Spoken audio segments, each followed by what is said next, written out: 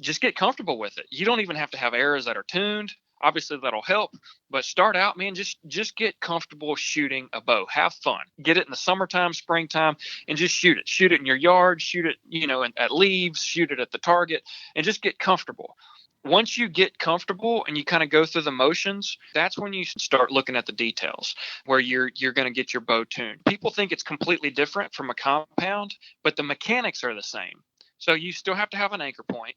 You still follow through. You still have to have form. And people get caught up. They think it's snap shooting. No, that's not the case. Some people shoot that way, but I actually will hold my bow 5 to 8 seconds sometimes. Like I'll hold my bow almost as long as what I would with a compound. Big Buck Registry's Deer Hunting Podcast, episode number 274. Harmon Carson, Bow Hunting Big West and the Bayou. Support for the Big Buck Registry and the Deer Hunt Podcast comes from Rackology. Everything you need in one bag. Now available at Rural King and Orslin Farm and Home storefronts. Or online at www.rackology.org. -33 merino wool layering system. Timeless natural insulation, keeping you warm on the coldest days while staying breathable and wicking away moisture on the wet ones without the old school itch of regular wool. Grizzly Ears, the most advanced engineered wireless earbuds for the outdoors. Covert scouting cameras, remote cameras for hunting, wildlife, and security. Quiet Cat, the all-terrain electric bicycle. Visit quietcat.com. That's QUIETKAT.com and use the discount code BIGBUCK15 to secure 15% off your next Quiet Cat purchase. And Big Buck merch. You can get cool, high-quality Big Buck t-shirts, long-sleeve t-shirts, and hoodies. And show support for this podcast by visiting www.bigbuckregistry.com/MERCH.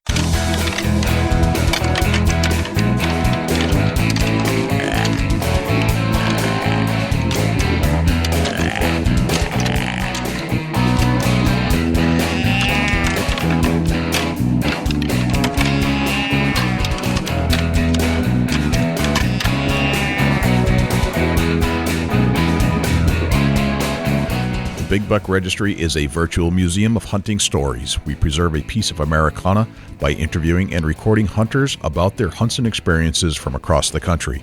And who knows, maybe we'll learn a thing or two along the way that'll help us take our hunt to the next level. This is Brandon Adams with Major League Bowhunter, and you are about to listen to the Big Buck Registry Deer Hunting Podcast.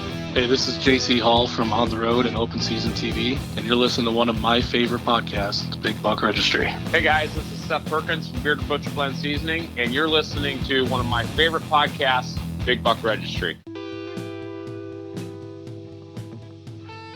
Hello, ladies and gentlemen, and fellow predators. My name is Jay, and thank you for tuning in to the Big Buck Registry's Deer Hunting Podcast. For Dusty Phillips and Jim Keller and the entire staff here at the Big Buck Registry, welcome to this week's show. There are a couple things I'd like you to do for us if you could. If you would, please check us out on iTunes, subscribe, and leave us a review. With your help, we're going to try and push this show up the iTunes charts. I know we have a lot of listeners out there, and I need you to take some action. I need you to leave a review and subscribe to the show. If you do subscribe, that'll give you access and notification each and every week that a new show is released. You can also access this show in its entirety on YouTube, Stitcher, TuneIn Radio, iHeartRadio, Spotify, Google Play, and as an Amazon Alexa skill. Go to Alexa and say, Alexa, enable Big Buck Registry. It's all right there for you to access on demand at your fingertips. Regarding the harness program, we have an ample supply of harnesses to give away from our volunteer donors. If you're in need of a full-body harness, please send an email to j@bigbuckregistry.com. Although Harmon Carson is known as the Bayou Bowhunter, he sharpened his bow hunting skills in the mountains of Colorado. Harmon credits his dad for lots of his skills, but not necessarily in the traditional father-son teaching sense. In many cases, Harmon learned to hunt because his father would escort him into the woods, but then he was on his own to learn the rest, methods that might not fly today. Nonetheless, those lessons made Harmon one heck of a good bow hunter. No more gun, no more compound, just straight up traditional bow hunting. Harmon says, learn to hunt first, and the weapon you choose becomes irrelevant. We'll get to our entire interview with Harmon Carson in just one moment, but before we do, let's hear from our friends at Rackology, -33 Merino Wool Products, and Jim Keller with the Deer News. Hey, it's Eric Fitzgerald here with Rackology. Wanted to visit you briefly about one of the most exciting products that we got in the market with Rackology. This is our food plot fertilizer. You can supplement your deer right through your food plot with this product. This is not your normal NPK. This has got so many goodies in this bag. Basically what it does is it makes your soil work for you so you can get by with just using fertilizer like this and not a lot of synthetics. If you want a good food plot and you want deer coming in and healthy plants, look at the food plot fertilizer through Rackology. Check us out at rackology.org. Thanks for tuning in. Let's talk about a hunter's layering system for a sec. We need to be ready for any weather that Mother Nature throws at us. With the layering concepts that Minus 33 has created with their incredible merino wool products, they've got you covered. The Minus 33's merino wool expedition weight garments will keep you warm on the coldest late season days while regulating and wicking away moisture in a way that only merino wool can do. You see, wool will absorb up to 30% of its weight in moisture without leaving you feeling wet or clammy, and wool insulates better than cotton or polyester and protects against hypothermia on those late season hunts. And here's another interesting point. You might not think of wool for early season, but with the Minus 33 wicking technology, I'll take a lightweight Minus 33 base layer any day in warm weather. Merino wool fibers naturally reject any bacteria found in moisture or sweat and gives you double protection against odor as your target buck approaches. Visit www.minus33.com to learn more about Minus 33's layering technology. Use the code BIGBUCK33 to get 10% off your next order. Now here's Jim Keller with the Deer News. Our first story this week. Former Steubenville, Ohio officer sentenced for poaching scheme. This story is from the dailyjeff.com website. A former Steubenville police officer has been sentenced along with 4 other men for running an illegal poaching scheme in Jefferson County, Ohio, Attorney General Dave Yost announced at the end of January. A 3-year investigation by the Ohio Department of Natural Resources Division of Wildlife, with assistance from the Bureau of Criminal Investigations Environmental Enforcement Unit, found that former officer Nathan Klein and his accomplices took paying clients to private and public properties to hunt without approval from landowners. The crimes occurred from 2006 to 2017. Assistant Attorneys General from Yost's office served as special assistant prosecutors for the case. Judge Michelle Miller of the Jefferson County Common Pleas Court sentenced Klein to 2 years in prison, 5 years of probation, ordered him to pay restitution of $29,165 to the Ohio DNR Division of Wildlife. Klein, who was the ringleader of the group, also had his hunting license suspended for 3 years and must pay a $3,000 fine. He was convicted in December of 5 felony charges, including attempted engaging in a pattern of corrupt activity and unauthorized use of the law enforcement automated data systems, LEADS, in addition to 11 misdemeanor wildlife violations. The city of Steubenville fired him in October. The other men sentenced included Marlon Hale, 3 months in jail, 6 months in community-based correction facility, 5 years of probation, 500 hours of community service, 3-year hunting license suspensions, $3,000 in fines, and $2,600 in restitution. Robert Gilbert, 910 days in jail, which was suspended, 5 years of probation, 3 years hunting license suspension, $6,000 fine, and $18,725 in restitution. Waylon Dietrich, 90 days in jail, which was suspended, 2 years of probation, $1,000 fine, $1,000 restitution, and Richard Haar, $750 fine, $1,250 in restitution. 2 other men, Joshua McLaren and Ronnie Griffith, were sentenced previously to 1-year hunting license suspension in order to pay fines and restitutions of more than $1,000 each for their roles in the scheme. New York DEC announces 2018 bear harvest results.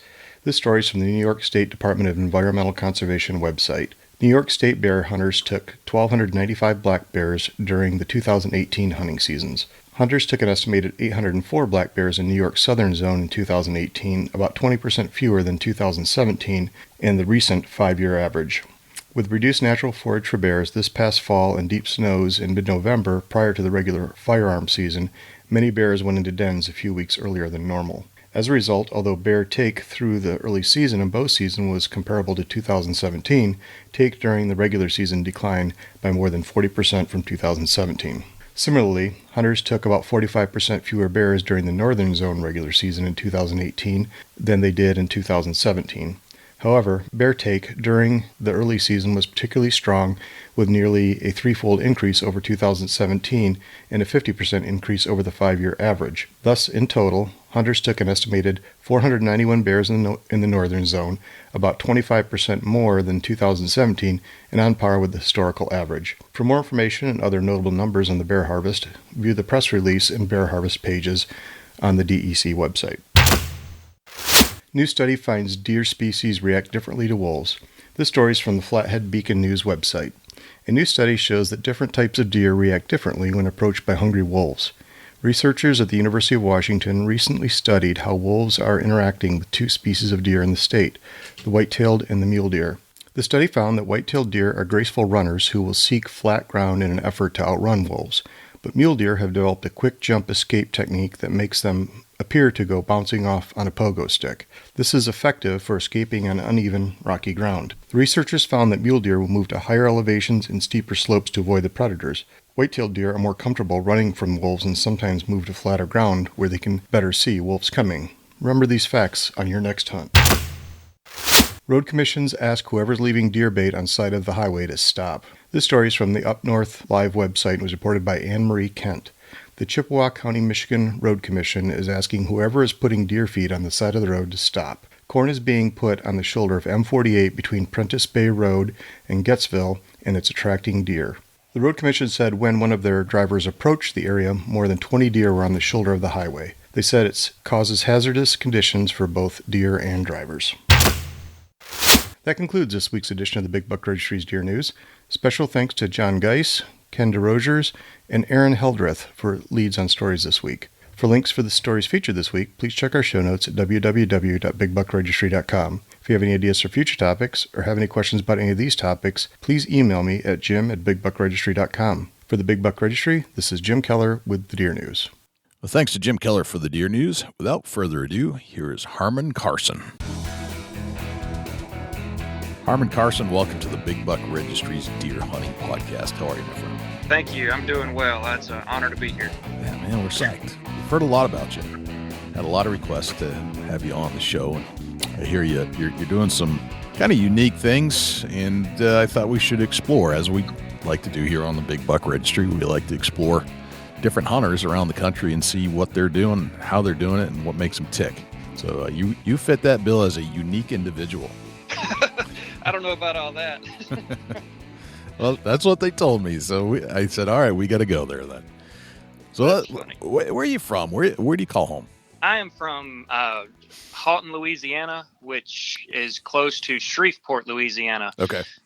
When anybody asks where you're from in Louisiana, a lot of times it's easier just to say like New Orleans, even though that's 6 hours away, because that's the only city in Louisiana anybody knows of. No, I understand. You know, I'm from Hopkinton, New Hampshire. So when I'm traveling, people say, where are you from? I say I'm from Boston. Right. I gotcha. Same kind of thing. Yeah. So I'm from Houghton. I'm actually from Elm Grove, Louisiana. I grew up on a farm, but I currently reside in Houghton. Okay. All right. So tell me about your earliest experiences. What brought you to first fall in love with hunting or deer hunting in general? Ooh, that's a long story. Big question. It's a big question, but I want to go there because this is going to reveal some of your idiosyncrasies and characteristics. Right. Well, like I said, I grew up on a farm about 25 miles outside of town. And I'm the youngest of three, and I have two older brothers, and there wasn't any neighbors around. So it was either hang out with your brothers or go find something to do outside. There wasn't the technology then. I'm 32 years old. So, I mean, I'm not real old, but, technology that came out yesterday is already obsolete today, it seems like. But, so it was a matter where when I was younger, my mom was one of those who she'd say, go outside and play. And, all but lock the door and not let you in until dinner time. And so it was one of those deals where, I grew up on a farm and my interests were fishing, being out in the woods. And I just got to where I enjoyed being out there. I learned, or that's where I kind of started paying attention to animals and trying to figure them out. And so I spent a lot of time fishing and being in the woods early on. And my dad was a big hunter, and he doesn't bow hunt near as much now as what he used to, but he was a big time bow hunter. And that was one of the, exciting times for me, was watching my dad leave to go hunting. And, again, before cell phones and all that, you'd have to wait and see his headlights coming down the road. And we'd run outside and look his arrows over, see if any were missing, see if there was any blood on any arrows, and just sit. And he wouldn't, a lot of times he wouldn't even tell us that he shot something. He'd just set the bow down and let us figure it out. And so that was always exciting, but that kind of piqued an interest early on in hunting. And, just being in the woods with my dad, he let me go with him as much as possible. And at least when he was out scouting and looking around. And Colorado every year from the time I was probably two or 3 years old. My dad went out there every year elk and mule deer hunting, and so I always went and ran around the mountains with him. And so I was exposed to Western hunting early on as well. But oh wow, that's sparked everything. Just it was one of those things I couldn't help but be immersed in it, just because of how I grew up, where I grew up. Spent all my time outside. And watching my dad, and he would show me things and explain things to me. And, that's just kind of how it was. That's interesting that you as a child had exposure, being where you're from, to the Western hunting too. Yeah. Yeah. So it is interesting, and I'm very blessed and thankful for it. That was actually the first place I ever bow hunted in my life, was in Colorado. No kidding. Yeah, and it's funny now being from Louisiana. In fact, my brother killed an elk when he was 15, and he was honored, I guess, at the local Rocky Mountain Elk Foundation for being the youngest bow hunter from the state of Louisiana to ever kill an elk. Really? And I followed in his footsteps 3 years later and killed my first elk when I was 15. So it was kind of, it's like I said, we've had a unique experiences. We've been blessed. That's very cool. I want to go back and explore something you said about your dad. You said that he would kill something and then let you figure it out. What does that mean? Well, he would basically he'd come in, and like I said, he wears old tree bark coveralls, and he'd bring his bow in, and he'd set it down, and he'd sit there and talk. We like, what is it? Did you see anything? Yeah, I saw a doe. I saw such and such, and he just acted real nonchalant about it. And sometimes it would even be we would even sit down and be eating dinner, and he'd have his bow sitting over there on the counter. And, me and my oldest brother isn't really into hunting, but my middle brother and myself are. And we'd be, grilling him, asking him all kinds of questions. Well, what happened? What'd you see? What about this? And the first time that I remember, it seems like he said, well, look at my bow. What you think about my bow? Or I forget, I don't remember how he worded it, but, and we looked over, and there was like a blood soaked arrow. And that kind of, we were like, oh, you shot something, we got all excited. And then from there it was, then you get to hear the full story with all the details, and he'd take us out. And so from then on, it was like, okay, when Dad gets in, look his bow over. And sometimes there'd be an arrow missing. And, and it was just, he kind of made it a game. I guess it was, we were young, and it was fun for him to see us figure it out. But he did that pretty frequently. Okay. Would he have you in the woods, or maybe go back to the spot of the hunt and have you try to track kind of thing too, or was that something else? Yeah, no, a lot of times when he would kill something, he would take us, depending on the situation. But if it was where we could go with him, he would take us into the woods, and he'd show us how to blood trail and kind of walk us through everything. And he'd go along, and we'd go in there. And sometimes he'd already have the deer found, and he would just take us to the blood trail and act like he was looking for it with us, and kind of let us work the blood trail out ourselves. And we'd get to go do the recovery with him, and that was always really neat. That is cool. That's a great way to learn. Yeah, absolutely. But you got to have a dad that's a good hunter to do that, typically speaking. Right. Right. Yeah. No, and he was always one that, or he is, but he's always one that kind of frustrated people that were around him a lot of times, because he'd always kill deer when other people weren't, or the deer he'd kill were always better, a little bit nicer quality. And he'd, figure out the areas where the deer were. And sometimes it would seem like they were right in the middle of everybody else. And he was still pulling out deer. So yeah, he definitely is a good hunter. That's good. So you're, so your dad was really a pretty good hunter. What was the population of the deer herd around you growing up? Was it plentiful enough where you could have lots of interactions and trials and tests, failure to learn what you did right and what you did wrong? Yes and no. Okay. It was, and the reason why I say that is I was probably deer hunting when, I don't know, Dad probably started taking me hunting with him, not with a gun, when I was probably around 3 years old, 3 to 4. He'd have me in a stand with him. And it was funny. He a lot of times he would climb up this was before, we ever hunted with box stands or anything. Rifle hunting is very popular down here. But he would be in a tree stand, and he would set a milk crate on the ground underneath his tree and brush it in, and I would sit on a milk crate underneath the tree stand, and he would sit up in the tree. And so that's how we hunted together a lot of times. So he could get up high and see the deer coming, and that's kind of how I learned, I guess the ropes of, how, he'd talk to me as we were going in and talk to me as we were going out, and every now and then he'd drop candy on top of me, keep me occupied. But it was one of those things where, like I said, I started hunting probably around 5-6 years old by myself. It was one of those things that, looking back now, me and my brother talk about, we would have probably been successful a whole lot earlier on had Dad actually sat with us. But, it was just where we were. Dad obviously wanted to go hunt and do his thing without us bugging him, I guess. But he would, we grew up shooting guns, so it wasn't a big deal for us to have a gun by ourselves early on. But I started hunting with a 410 with a slug, and he'd set me up behind a log on a milk crate, and say, okay, this is probably where the deer are going to come from. And obviously we'd gone through the practice and all that.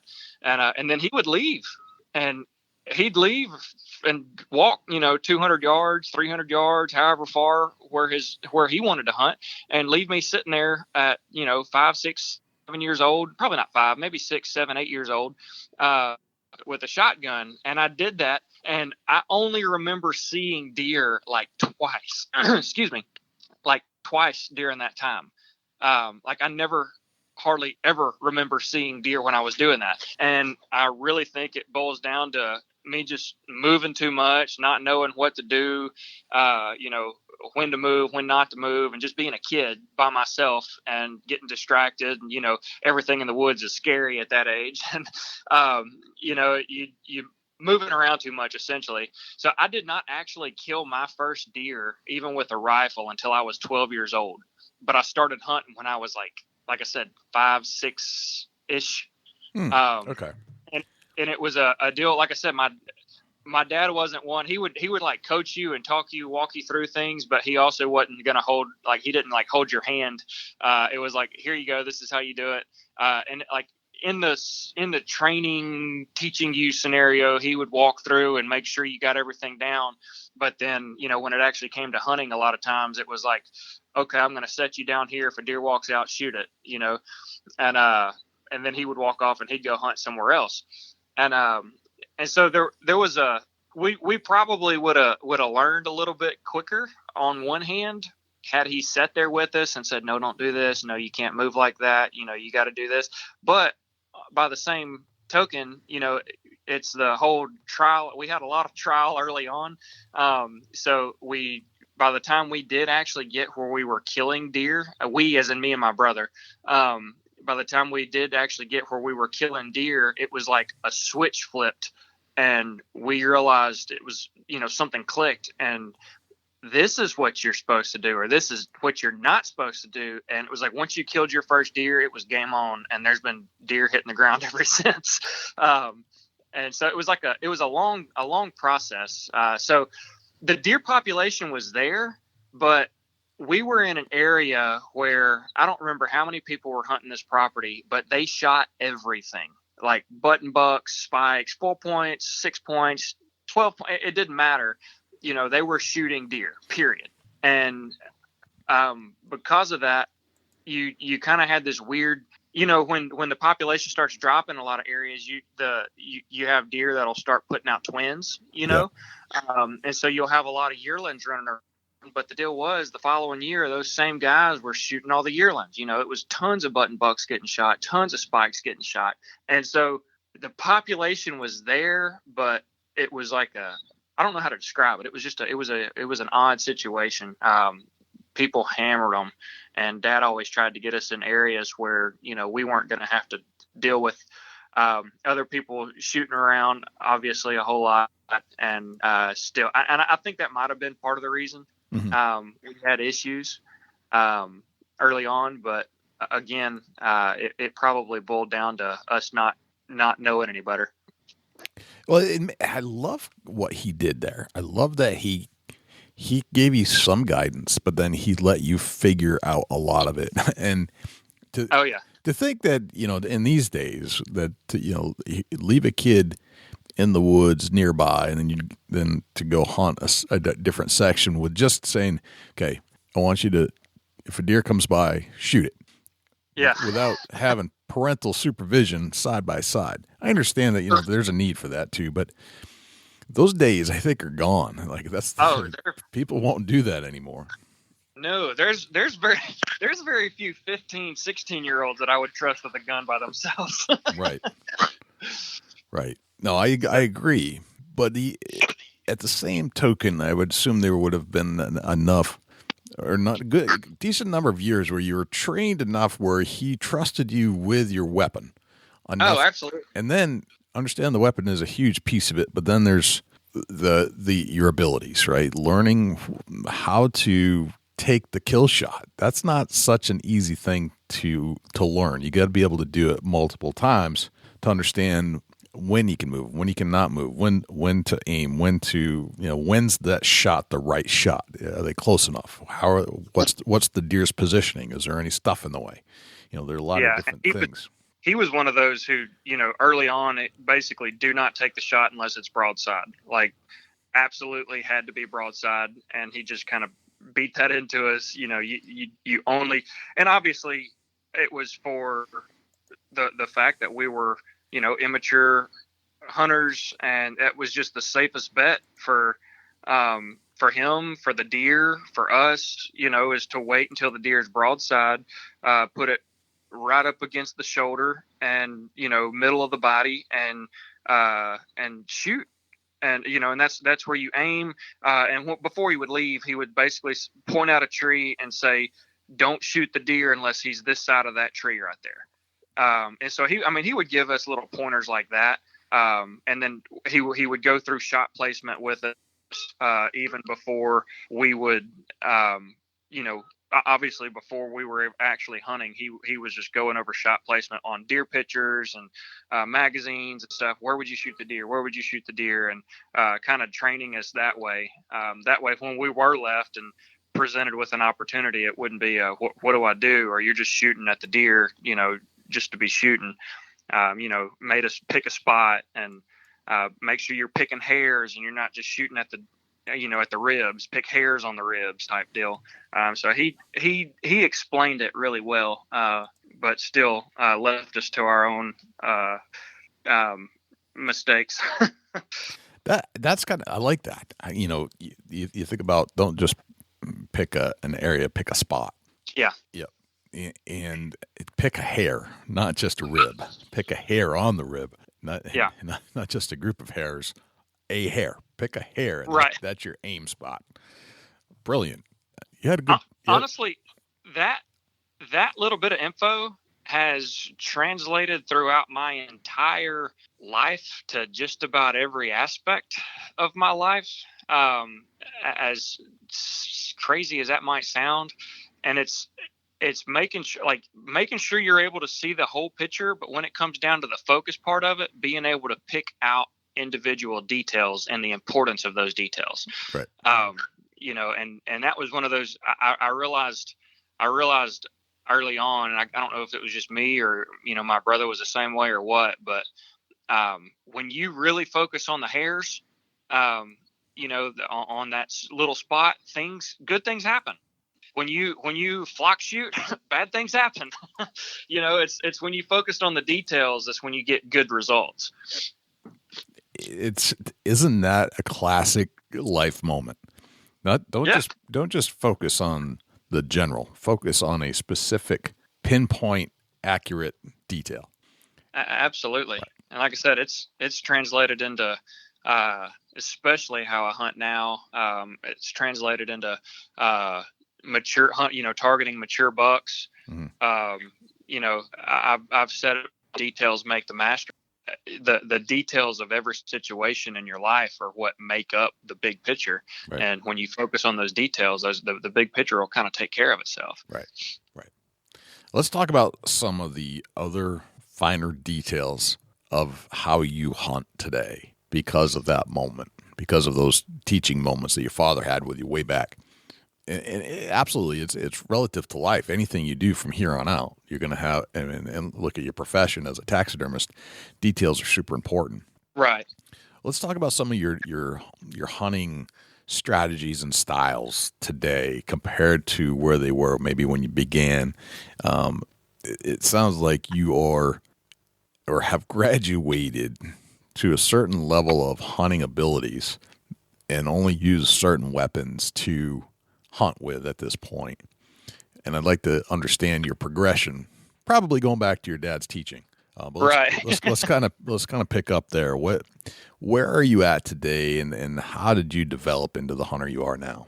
Well, I currently am a traditional bow hunter. Okay. I started hunting with a recurve in 2011, and I haven't picked up a compound since then. All I hunt with is a recurve, a longbow now. Wow. To get there, again, my dad had me shooting a bow. I've always been interested in archery. Robin Hood was my hero growing up. Sure. Right.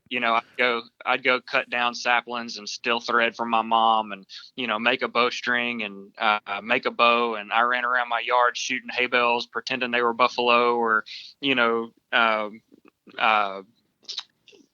I can't think of the bad guy on Robin Hood, but the bad guy on Robin Hood, Prince John or whatever. That was my playtime. Was shooting a little makeshift bow that I made, and then the first bow that my dad got me was one of those little pulley bows that shot like a recurve. Right. And I ran around, I shot instinctive, and so I grew up shooting the traditional style with no sights. Even my first actual compound, I was shooting instinctively, shooting fingers, no sights.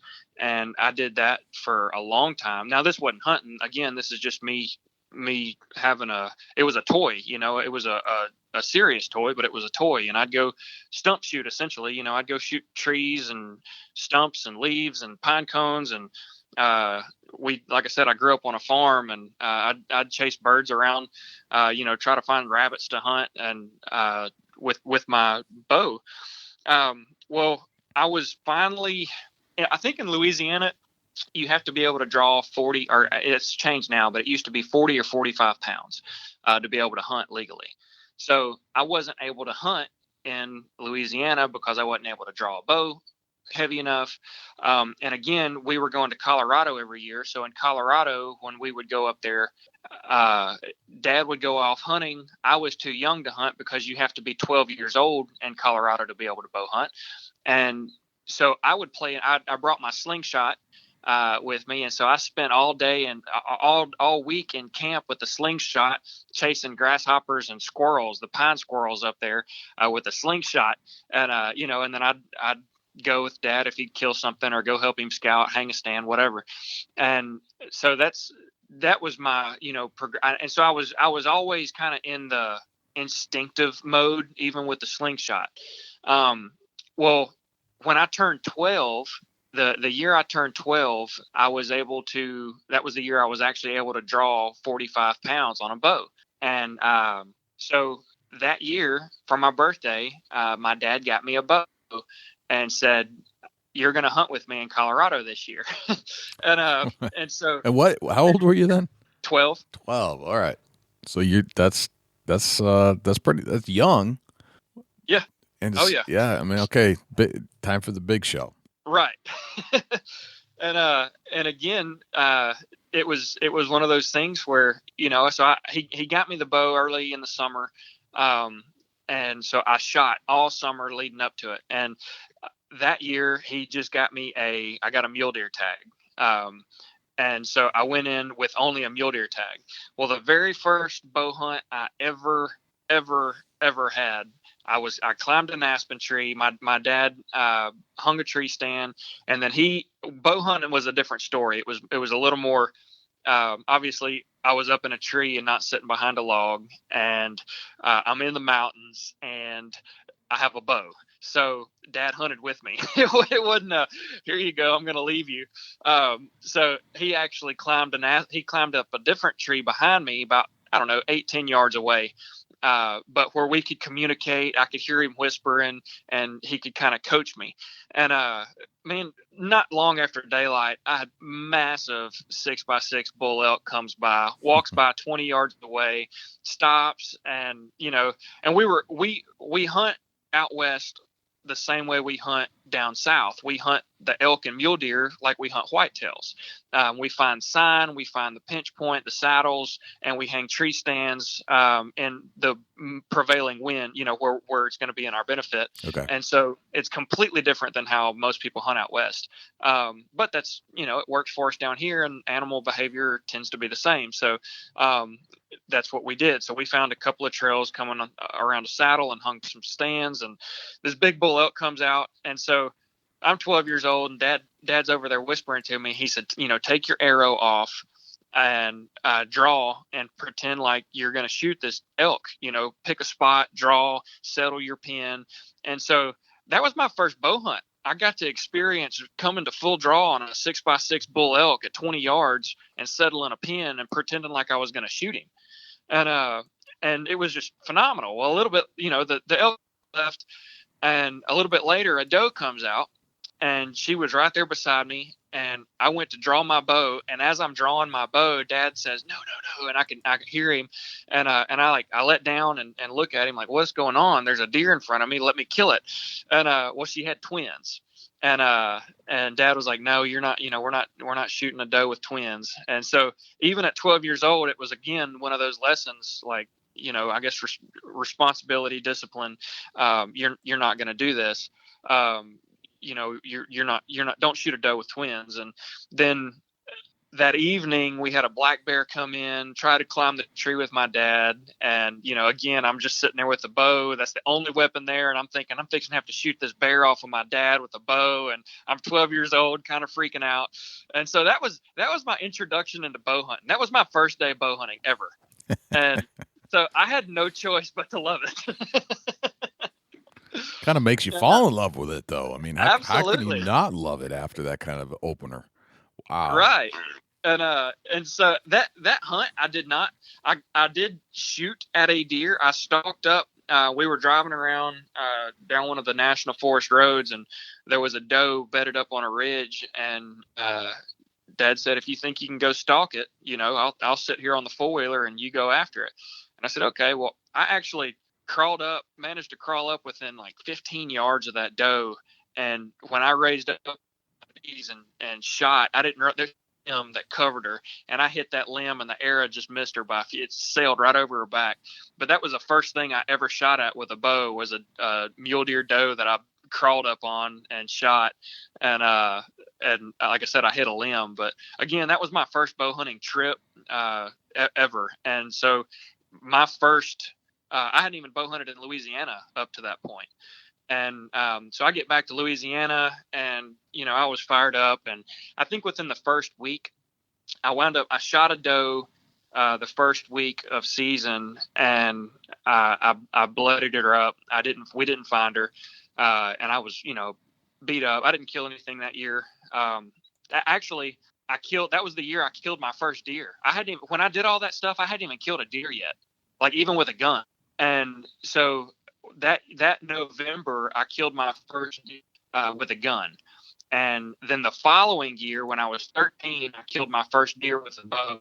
Bow hunting became one of those things that it was just, I loved it. I couldn't get enough of it. The experience was just the being up close and personal, and the anxiety that you felt, was way more intense than what I felt with a rifle. And I recognized the difference early on, to the point to where by the time I turned 16, I was pretty much only bow hunting.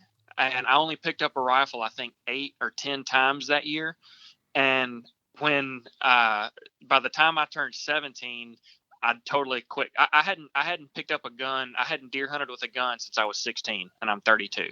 So that kind of tells you how early I got hooked into bows, and I have had no desire to hunt with a gun since then. Wow. And so part of it was when I was 14, I killed a 149-inch 8-point, just a beast of a buck, biggest buck that had been killed in this area in years.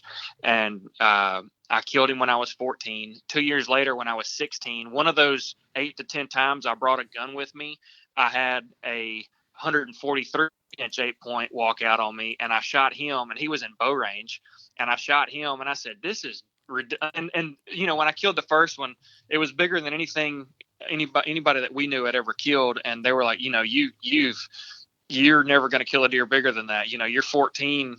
You're not going to top that one. And so 2 years later at 16, I killed another 140-inch 8-point. And I was like, you know what? I've done something that not very many people get to do. I've managed to kill 2 phenomenal bucks for anywhere, but especially for here in Louisiana. And that was part of what pushed me into going strictly bow hunting, is the fact that I had success early on with a gun, and had killed 2 just very respectable bucks early with a gun. And it just kind of pushed me even more to want to do that with a bow. And so I started bow hunting, and I was like, I'm not going to shoot another deer with a gun until I kill a 140-inch 8-point with a bow. That was my mentality, is like, I'm very goal oriented with anything, but especially with hunting, I'm very goal oriented. So it was like, okay, well, I've managed to kill 240-inch deer with a gun. I'm not going to hunt with a gun again until I kill a 140-inch deer with a bow. And then by the time you spend so much time in the woods with a bow, a gun's not even appealing to you anymore, to where I've killed a couple of deer over 140 with my bow since, and I still have no desire. I'm not going back to a gun anytime soon. But anyway, so that was all with a compound. Gotcha. Okay. So then I had further progression after that. Right. So like I said, from 16, I don't know what year that was, but to 2011, I was bow hunting, and man, I was killing multiple deer a year. Killed several, good bucks, nice bucks. And, I was still trying to hit that 140-inch goal of mine with a bow. And, in the summer of 2011, I'd always wanted to, like, towards that time frame, I'd started getting really interested in traditional archery again. And I'd always had recurves, and I always shot them around the house still, but I'd never deer hunted with them. I never hunted big game with them. And so something was just kind of started eating on me. Like, you need to try this. You need to try to kill a deer with a bow, with a recurve. And it was just one of those goals, one of those challenges that I gave myself, that you need to try this. So that summer, I went by a guy's house, and he was out shooting. There's a buddy of mine. He was out shooting a bow, and he had a Blackwater recurve, and I was actually going fishing, and I swung in, and I said, man, let me shoot your bow real quick. And I shot it, and it messed me up because I fell in love with it even more. And I was like, I literally, I went home after I got through fishing. I went home, found a recurve that I still hunt with now. I found it on eBay for half the price of what it would be regularly. It was exactly everything that I was looking for, and I bought it that day. And I was like, and it was a Black Widow, and I was like, you know what, if I'm gonna do this, I'm gonna go all out, because if I'm gonna do something, I'm gonna jump all in. And I was like, I'm gonna drop the money up front. That way, it's gonna make me, I'm thinking if I'm not invested in it, I'm probably not gonna do it very much. So I dropped, I think it was like $680, which is a stupid good deal on a Black Widow recurve. But it was like $680 shipped to my door, and that just kind of sparked it. So the rest, once I got it, I started shooting. And so 2011, I was again hunting mule deer in Colorado, because obviously their season opens up before Louisiana season. And so I managed to kill my first deer. My first trad bow kill was a mule deer in Colorado. Wow. And that again messed me up. It was one of those experiences to where, I had a buddy filming me, and I shot, and I turned, and I was shaking. I looked at the camera, and I'm like, that was just like shooting your first deer all over again.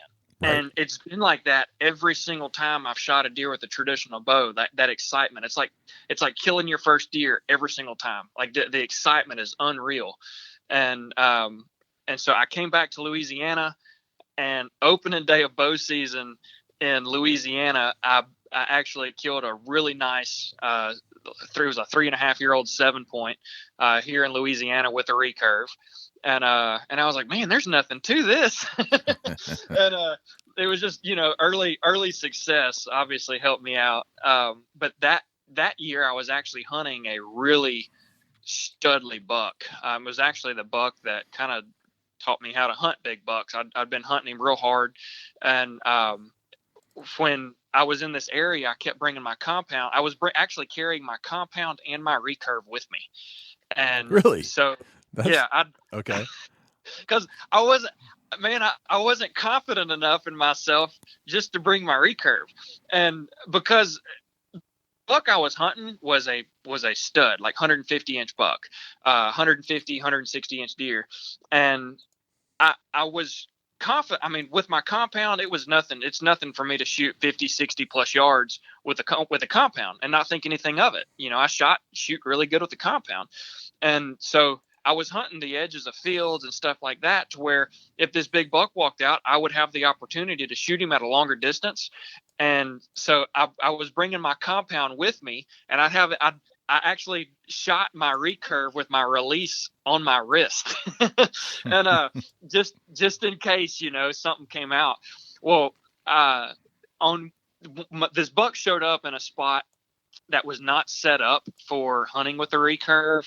It was real brushy. And recurves are obviously longer than compounds. So I didn't have the freedom of movement, and most of my shots would be like 30-ish yards. And at the time I was nowhere close to being, proficient at that range with the trad bow. Again, it was my first year to hunt with a trad bow. So, I took my compound on that particular hunt to that spot, and I didn't kill the deer I was after, but I killed another buck that was hanging out with him, and the deer scored right at 140 inches. It was a 140-inch 9-point, and that was the last deer I killed with my compound bow. And I was like, all right, I met my goal. And it was funny. I met the goal with my compound the same year I picked up the recurve, and I told myself it's another goal. I told myself, I'm not picking up a compound until I do this with the trad bow. And I've been glued to my trad bows ever since. I have obviously learned a lot more since then, because the first few animals I shot, man, I was shooting arrows that were untuned. It was like, looking back on it now, it was ridiculous. My arrows were all but flying sideways through the air. I didn't know any better. I was like, yeah, I'm hitting where I'm looking. And obviously they weren't flying that bad, but they weren't tuned. And now I've figured it out a little bit better now. Right. Gotcha. Fascinating journey from where you started to where you are today, and to the point where you're really get down to that traditional, raw, fundamental style of bow hunting. Right. But it takes some time to get there, and a comfort level, a confidence level. Yeah, confidence is everything with traditional, and now I was talking to a guy yesterday. He was like, "Man, what'd you do when you get started? Like, were you watching videos? Is there a traditional bow shop by you that helped you out?" And I was like, "No, it was a whole lot of trial and error, because the internet wasn't." I know it's 2011, but still, you didn't have. And honestly, a lot of it probably had to do with I didn't know where to look. Whereas now I've been in it so long, I do know where to look. But now there's so many really good resources, and even groups on Facebook with people willing to help you out. And I didn't know a whole lot of stuff. I didn't know where to go look. And so a lot of it was trial and error. I read a lot of books, and I got on some forums, and I realized you can get a lot of really bad information on forums. I figured that out early. And so a lot of it was just trial and error, and figuring it out. But yeah, it's definitely a confidence level that you've got to have with the trad bow. That obviously you got to have more confidence with the compound than what you do with a rifle, and so it's even that much more compounded with a traditional bow. If you had to do it all over again, would you change anything? No, probably not. Okay. Because, and I'll tell anybody who's interested. And a lot of people that I've talked to, people will reach out wanting information or wanting help, and I'll start asking them, well, what's your experience bow hunting? How long have you been bow hunting? Have you ever killed a deer with a bow? And if they're complete newbies, like they're just wanting to get into bow hunting and they're really interested in the traditional archery, I'll tell them, man, do yourself a favor, go buy a compound. Get good with a compound and learn how to bow hunt. There is a difference in learning. There's a difference, especially if all you've done is hunted with a rifle. There's a major difference. There's a huge learning curve. So I had the benefit of bow hunting from the time I was 12 until I was in my mid 20s before I picked up a trad bow, and so I knew how to bow hunt, and all I did was change weapons. And so there's a huge difference. So it doesn't, you've got to learn how to bow hunt before you're going to be successful with a trad bow. Yeah, you can get lucky, but you're going to be frustrated otherwise. And the way I learned, it was a progression, and I started hunting with a compound, and it was frustrating. Granted, I was still learning how to deer hunt that early. But there was a new learning curve there. So I'm having to figure out how to get deer close to me, and so I'm having to pay attention to those details and having to learn how to hunt with a bow. And then once the deer gets there, what can I get away with? What can I get away with? Where do I shoot? You can't get away with all the stuff that you would with a gun, even with a compound. And then when you go to a trad bow, you're even more restricted with the things you can and can't get away with. You have to pay even closer attention to even smaller details to be able to get the animal, within range a lot of times. And hunting makes you a better hunter. And then swapping over to a traditional bow makes you an even better hunter if you let it. And a lot of folks I talk to, they want to jump out, and and I don't know whether they think it's just cool. They like the idea of them walking around with a curved stick in their hand. I don't know. Right. But there's a lot of people who just want to jump into it, but they have no background knowledge. That's the reason why I'm sure you've heard of Aaron Snyder. Yeah. He has been super successful with the traditional bow, and people and it's been amazing, and I'm not knocking the guy by any means, but people are like, I can't believe you've been so successful. Well, if you listen to him and go back and you look at his success, the guy knew how to bow hunt before he grabbed a traditional bow. Right. You've got to learn how to hunt before you swap weapons. If you don't know how to hunt, then it don't matter if you're hunting with a gun. I know people who struggle to kill deer with a gun, and it's all goes down to learning how to hunt. Aaron knew how to hunt he knew how to bow hunt before he grabbed a traditional bow. I knew how to bow hunt before I grabbed a traditional bow, and had years and years of experience. I've got a lot of animals under my belt with a bow, and it's just helped make that learning curve a lot shorter. So no, I wouldn't change anything because of that. I would have been frustrated a lot earlier on, and I would have been so frustrated where I was like, you know what, forget this. I'm going to go back and stick with my compound. But because of the success I had with the compound and actually taking the time to learn it, it just translated over to traditional archery. And I'd tell anybody who's interested in traditional archery, make sure you learn how to bow hunt, get some animals under your belt with a compound, and then try the trad bow. I absolutely think everybody and anybody who's interested in bow hunting needs to try it, because it's unlike anything you'll ever do. Right. But don't frustrate yourself. Gotcha. So, okay, so you went through your thing. You wouldn't change anything. If somebody wanted to go from compound to traditional today, what would you say to them? What's your recommendation to get started? I know you touched on it a little bit, but just that guy that no matter what the age is, all right, I'm semi-proficient with my compound. I'm very good with my gun. I'm a good hunter overall. Like take the weapon away, I'm still a good hunter. What would you say to that guy or gal that wants to go from compound to some kind of traditional bow? Where would you point them exactly? Do it. Okay. Just do it. Yeah, just do it. Seriously. The biggest, again, it goes back to confidence. The best thing that you can do is to get a bow that you're going to be comfortable with. The biggest mistake people make right off the bat is they get a bow that's too much for them. I did it starting out. When I first started, I was shooting 60-pound longbows. My dad actually has a 70-pound recurve, and I was running around the woods shooting that and was doing pretty terrible. And it's just, I shot good in the yard, but you're the whole time you're shooting, your body's screaming, "What are you doing? Let go!" And you can't focus. It's just not comfortable. All kinds of bad habits form. So, we have our egos that we're fighting, and with our compounds, I shot like a 72-pound compound, and that's what I shot forever, was a 70-pound compound. And most guys I know are shooting minimum 60-pound compound. So the starting out, I would not break 50 pounds. For anybody starting out, they need to be starting out in probably the 45-pound range. 50 pounds would be okay. I started out at 50.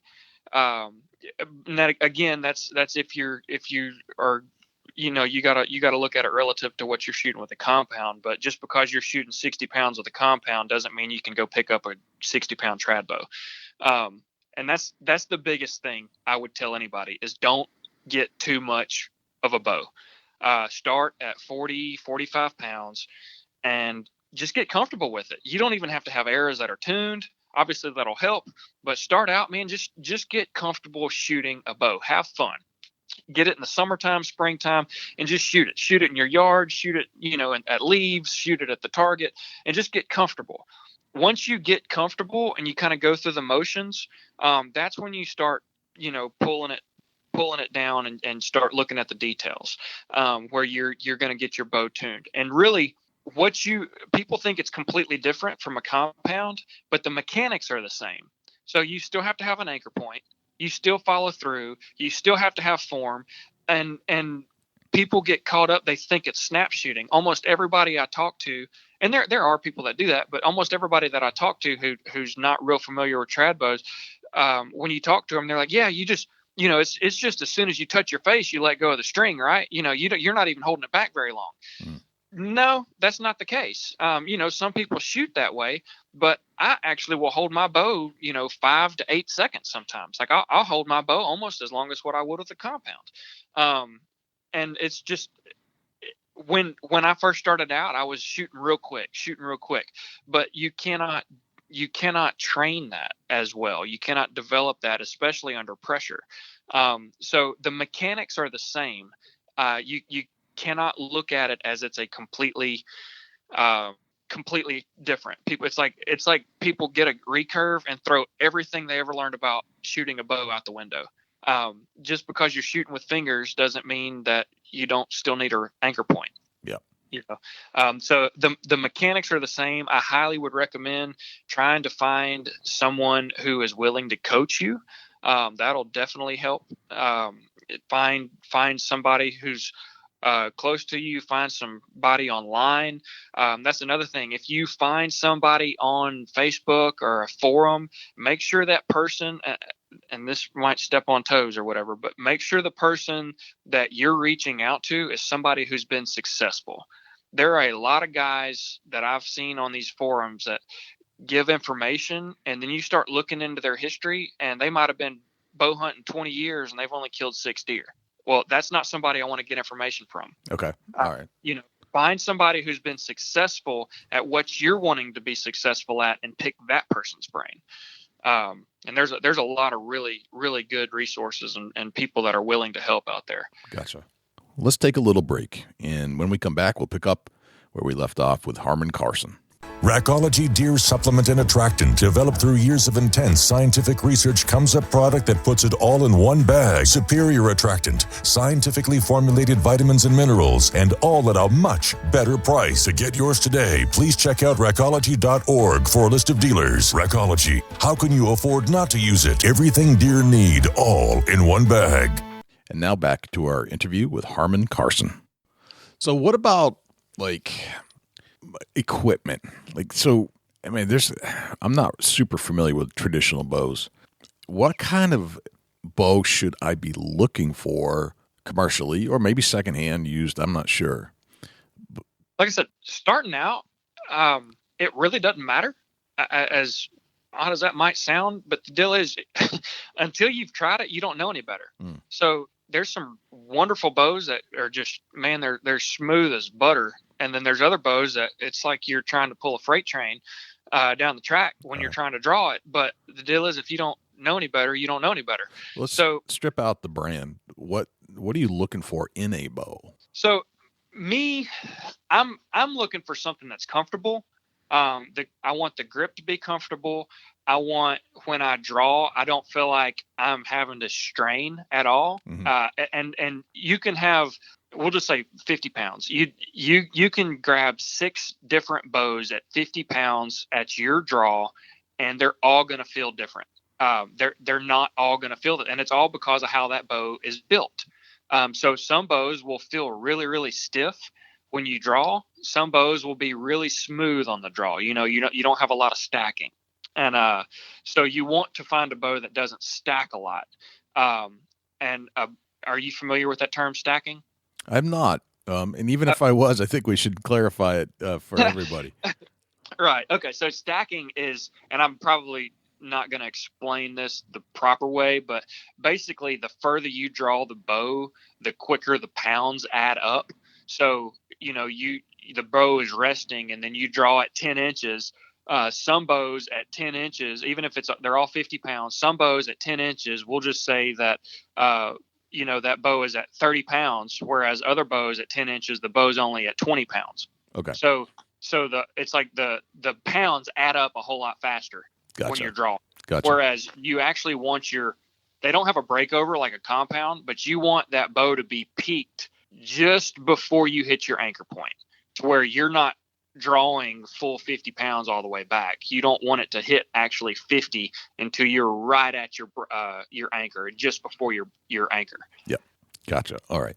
And going back to one of your other comments, that you will pull and hold a traditional bow, similar to what you said, you'd hold a compound, yet the traditional doesn't have the let off, as far as I'm aware.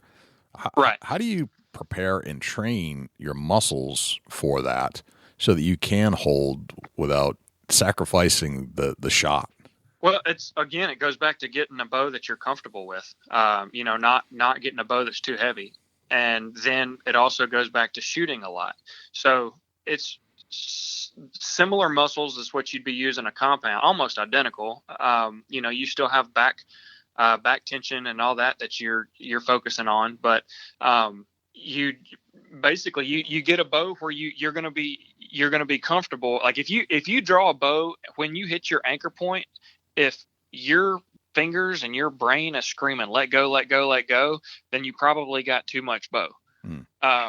So I shoot a bow that I'm comfortable with, where I can draw, I hit my anchor, and part of it is just going through the motions, and that's, you have a blank hay bale or a blank target, and I will literally be standing 4 feet from it. I'll close my eyes, draw my bow, hit my anchor, focus on my back tension, and just slowly release. To where I'm focusing on those little bitty details where it becomes muscle memory.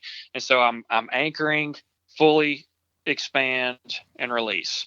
And you do that over and over and over, where you're focused on the details, the mechanics of it, and you're not thinking of, oh, I got to hold this. You're not thinking of the fact that you're holding. You're thinking about everything else, and the holding just becomes, like background noise. You don't even think about how long that you're holding. And so I will, once I get where I'm shooting well, and I'm consistent, at that point I'll actually go through motions, at least in the summertime. I'll go through the motions of drawing my bow and seeing how long I can hold my bow before I make a good shot, before I start breaking down. And obviously you got to be careful doing that, because you can develop bad form, bad habits. And as soon as you start shooting bad, quit. Don't do that anymore. But because a lot of times you go to shoot, even with the compound, you go to shoot and the animal stops behind a tree. What are you going to do? Right. With a trad bow, it's you either got to hold it or you got to let it down. And I've been stuck in both positions, because I've had bows, I've been held back before and had to hold for several seconds and then wound up having to let down. And sometimes it spooked the animal. Sometimes they start walking. Sometimes it's worked out, it's really similar, but it goes back to not having too much of a bow. Don't go too heavy too fast. Gotcha. All right, so let's get into like some of your other hunting strategies, because despite your weapon, you still have to be a good hunter. So Absolutely. What are some of the other things that you've developed over the years that you think are important for other hunters to develop, if they haven't developed, or maybe there's some guys that want to hear, well, maybe there are a couple things you're doing that they're not.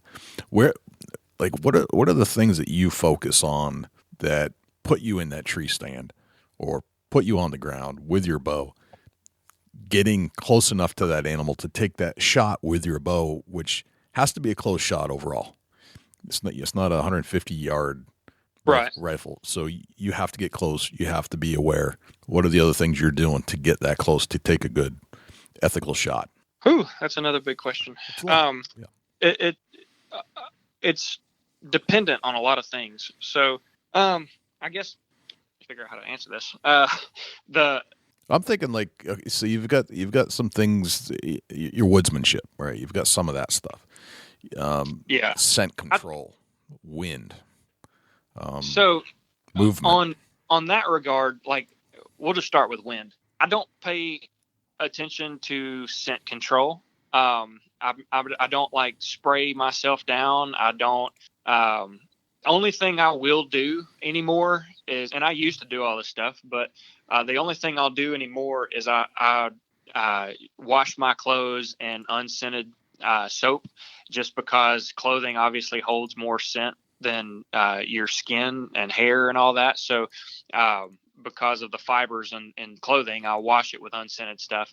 I'm also using primarily merino wool just because of its scent cancellation qualities. It's in itself. But other than that, I'm getting out of the shower smelling like whatever my wife has in there for soap. I'm smelling like cucumber, fig, whatever. Right. So I'm not. The deal is I'm in Louisiana, and if I'm going to hunt early October, I cannot count the number of days I have walked to my stand when it is 100+ degrees outside in early October, and I will climb the tree, sit in the stand, and it's 100 degrees, and it takes all evening. By the time the sun actually goes down, where the shadows get real long, at that point it might be 88, It's still going to be in the Right. upper 80s. It gets but it's warm humid. where you are, right? Oh, it's not warm. It's hot. It's a whole nother level of hot because it's a humid, like a stagnant, you can't breathe type. And so the reason I will literally be soaked in sweat from the time I walk from my house to my truck. And that's not an exaggeration. I will have not soaked in sweat, but I will have I will have sweat forming on my head from the time I walk from my house to my truck. That's how humid it is. Yep. So you can imagine by the time I throw on a backpack, grab my bow, and take off walking, if I walk 20, 30 yards, I've got a pretty good hefty thing of sweat going. Well, by the time I get to my tree, I'm soaked. You're a walking human scent wick. Right. And there's no, you can't control it. I don't care what anybody says. There is no, oh, let me spray myself down. Or even let me bring a different pair of clothing to change into once I get up in the tree. Just sitting there, you're going to sweat. Right. But it's just is how it is. So because of that, I quit paying hardly any attention to scent control products because personally, I think it's just a waste of time down here. Okay. So I pay attention to the wind. I'm gonna make sure the wind is right. If I set up, I'm going to make sure I'm on the downwind side of the trail. My approach is downwind. I try to figure out where I think the animal is most likely going to come from and, set myself up accordingly. Because really, if you're hunting a mature buck, you want the wind to be, and this is just my opinion, but you want the wind to be almost wrong. So, because the buck is going to walk where that wind is in his favor. So, you've got to be and it's risky, but you got to figure out where you think that buck's going to come from and set up going to be just off of where he's coming in because he's going to come in with the wind in his favor more times than not. And if you're set up where the wind is in your favor, you got to think about how that deer's going to approach. A lot of times they'll circle, they'll make a big hook. When they're approaching a scrape, approaching a food plot, approaching, whatever you're hunting over, a lot of times they're going to come in. And while, they would normally walk in from a certain direction, if the wind has shifted and it's blowing from a opposite, if it's typically prevailing north and for whatever reason you have a south wind, a lot of times that buck might come in like he normally does. And then before he approaches where he's coming, he's going to make a hook and get the wind in his favor. And so you've got to get on the downwind side to where you're almost going to mess up. And it's figuring out where that point is and not messing up is the trick. Right. But it's all about the wind for me. You've got to really, really watch the wind. And that's going to be probably the biggest thing. And I know, folks will set up spots and they're in a great spot. They're in a great location. They're getting deer on camera, but they're just not seeing deer. And then I've walked into their stand setups and I'm like, man, what are you doing? Your stand is in a great location if you're just looking at cover, but from a wind perspective, you've just alerted everything around here that you're here. And so that's a big thing I pay attention to. But again, I'm not big on scent control products. I'm just big on watching the wind. Okay. What else do you focus on? If you're not watching scent control, that eliminates a lot of the need for the ozone, the soaps, the showers. Yeah. I mean, let's face it, you're already stinking by the time, even if you took a shower in that, especially early season where you're already sweating and stinking by the time you get to your stand. Absolutely. So as far as the stand is concerned, what are you looking for proper stand placement and height as far as that's concerned? Because I would assume playing the wind, yes, number one for you. Number two, if you're in a stand, does height matter? Yes and no. Okay. I used to think that it mattered a whole lot more when I was hunting with the compound. So I was of the mindset, the higher you get, the better off you'll be, which on one hand is true. You get your wind up, it's going over the top of the deer. You get away with a lot more movement. You get away with a lot more scent, you could get away with paying less attention to the wind, I guess, if you're higher up the tree. You get away with a lot more movement again. You just get away with a lot more stuff when you're higher up the tree. The problem is your shot angles are typically pretty awful. You reduce your margin of error because you're taking your, I don't know how to talk about this over the phone or describe it over the phone, but your target, instead of it being like broadside, it's like you're turning it to where you're narrow. Basically you're going from like a 12 inch diameter, and you're narrowing it down to where you only have to like 4 inches that you're hitting, where you would maybe hit double long. Now you're only going to get one long, depending on obviously where the animal is at. There's a lot of dependencies there, but so when I place a stand now, that was one of the things I had to learn early on, especially, and it's more critical with the trad bow because your bow's not going as fast.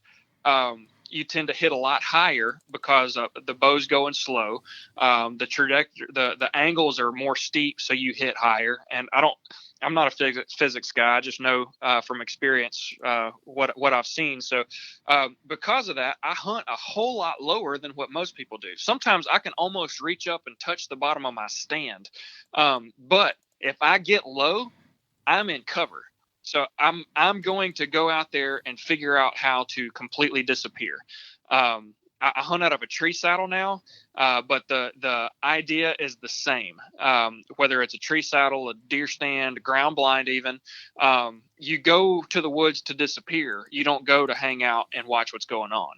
So if I'm going to be low, I'm going to try to find a tree with a fork, especially late season when all the leaves are off the ground. I'm going to try to find a fork, put my stand right at the bottom of that fork where I become a third fork of that tree, and the deer tend to just overlook it. So if I walk into an area and I'm like, okay, this is where I want to be, don't focus. This is one of those deals where you don't focus on the details at first. You can just kind of scan, and I look for what I call visual blobs. I'm looking for a dark spot, a spot that is kind of blobbed up naturally, whether it's a clump of vines, whether it's a root ball from a tree that's fallen over. If I'm looking for a spot for a ground blind, a fork in a tree makes a blob.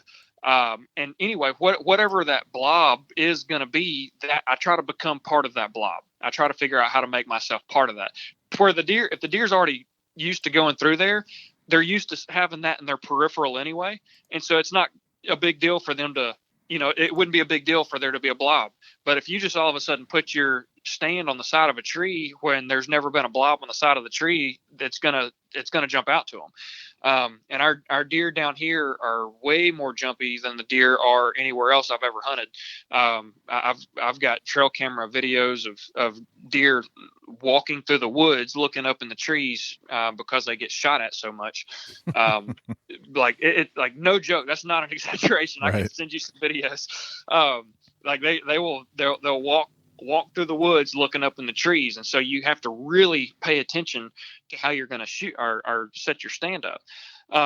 So I do get a lot lower because of my equipment, because of my trad bow. I get a lot lower in the trees than normal. Normally I'm on average about 16 feet off the ground, 14 to 16, sometimes 18 feet off the ground. Sometimes I'm only, like I said, 11 to 12 feet off the ground. It just kind of depends on where the cover is.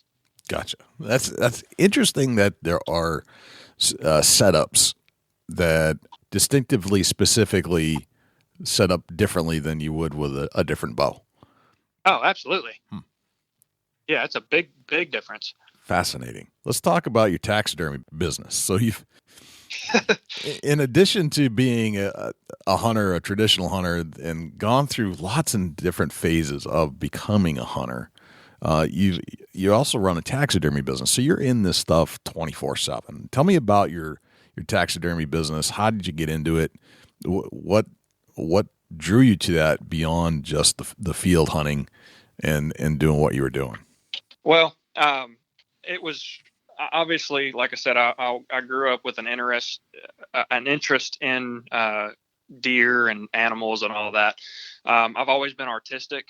I draw. I used to draw and paint and stuff like that in high school. All growing up, and I was always drawing deer and turkeys and ducks, and so I've always been interested in like wildlife art.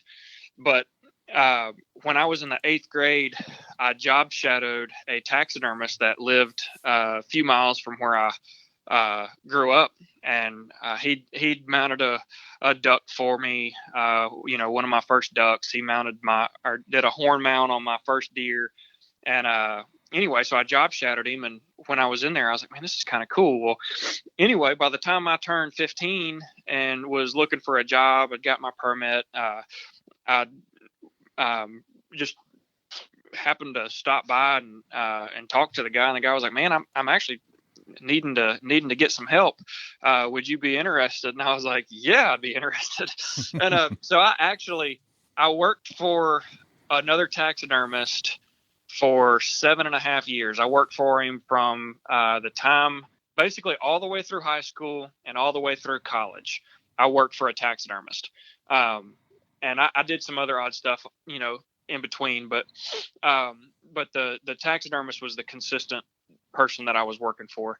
And I prepped his hides. By the time I left, I was doing the detail, a lot of the airbrushing and epoxy work and stuff on the deer. I was doing a little bit of clay work, but the main thing I was doing was prepping his hides. Well, I have a marketing degree, and once I got my degree, I was like, well, I'm going to go out into the real world, and go use my degree. And so I quit working for him and went to work. I managed internet marketing campaigns for a while. Then I went from there, got into the oil field because cubicle life wasn't for me. And I'm not a computer. I can work with computers, but it's not something I want to do all day, every day. So I went into the oil field, and anyway, I worked myself up in the oil field from delivering supplies all the way to when I got out of the oil field. I was a technical inside salesman, so I would do regular inside sales stuff, but then I was doing a lot of analytical. Somebody call and give me their process conditions, and I would run calcs and tell them what type of valve they needed with the right trim, all that kind of good stuff. So I was in the oil field, but I started doing taxidermy on the side, just for myself and for friends and family several years back. And then when me and my wife started getting serious, and I was like, I'm fixing to have to spend some money on a ring and a house. I was like, I need to start pushing some taxidermy. So I started doing a little bit more taxidermy work to the point where I was doing 20 to 30 deer a year. Well, then my job in the oil field kind of got shaky and started going downhill. And so I decided to try advertise. I'd never advertised for my taxidermy work. So I made a Facebook page, Instagram page, and started posting pictures, had business cards made and had them delivered to or put them on, the local meat processors. And in my first year, I took in enough, which was 2 years ago, I took in enough work that first deer season for me to be able to quit my job. And at the end of this coming April, I will have been full-time taxidermy working for myself for a year. So it's been pretty awesome. That's very cool.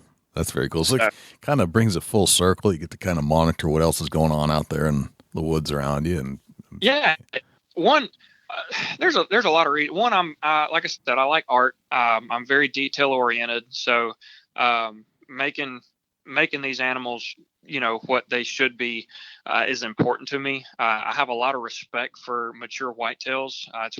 That's the one thing I would tell anybody if you're wanting to learn. Gain a respect for them. Don't treat them like it's a target. I'm not trying to get weird or anything like that. But don't gain a respect for them as you would a foe, like as you would a competitor. You're going to learn your competitor, like for a boxing situation, you're going to learn that person. You're going to learn how they move, how they think, what they do, their habits, what do they do in the ring? What do they do out of the ring? And have that same approach towards these animals, gain a respect for them where you're trying to figure them out. How do they think? How do they move? Where do they eat? Why do they do this? Why do they go to these places? And the best thing I could tell anybody, and I guess I should have said it, when you asked the previous question, is try to find one particular buck that you want to hunt and figure out that one buck. Because if you can figure out what one mature buck does in your area, you can figure out what a lot of mature bucks do in that area, because they're creatures of habit, especially the big older deer. If one buck is comfortable moving through a certain area in broad daylight, then any other buck that travels through that property is going to be comfortable traveling through that same area in broad daylight. Yeah. So if you can find out what one particular mature buck is doing, then set yourself up in that area and learn from it. So all of that kind of helped push me into this, because I have a genuine respect for these big animals, and I just want to make sure that proper respect is given. I hate seeing a big buck look like a sock puppet. Right. It kills me. Like bad taxidermy. I'm like, why would you do that to that deer? That's terrible. And anyway, so that's just I don't know. That's just how my brain works with it. But it's really neat getting to work with these animals every day. Very, very cool. All right, now let's go into that memorable deer hunt that kind of brings this thing full circle. Like all the things you've learned, all the things you've accomplished over your hunting career and your professional aspects of life these days. Can you think of a memorable deer hunt that kind of brings it all together? Yes, sir.